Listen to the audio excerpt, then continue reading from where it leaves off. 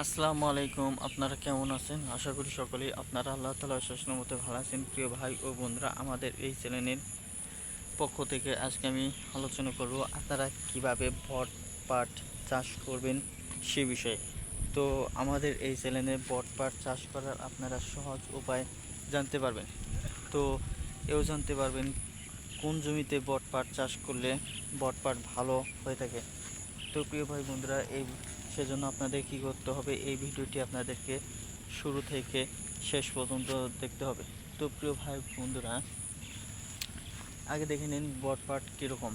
তো বটপাট চাষ করার জন্য বন্ধুরা আপনাদেরকে কি করতে হবে, উঁচু ও মাঝারি উঁচু ধরনের জমি নির্বাচন করে নিতে হবে।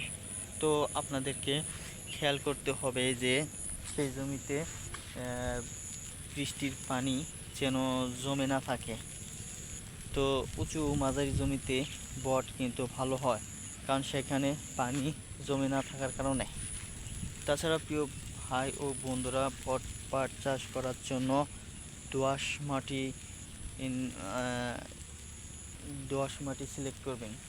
তো আপনাদের যাদের জমিতে দোআঁশ মাটি রয়েছে সেই সব জমিতে বটপাট চাষ করে নেবেন। তো প্রিয় ভাই বন্ধুরা, শুধু বটপাট চাষ করলেই হবে না। বটপাট চাষ করার জন্য বন্ধুরা অবশ্যই আপনাদের জমিকে 5 থেকে 7টি চাষ দিয়ে নিতে হবে, এবং কি জমিতে ঘাস ও আগাছা পরিষ্কার করে নিতে হবে। তারপর বন্ধুরা পরিমাণ মতো সার প্রয়োগ করতে হবে।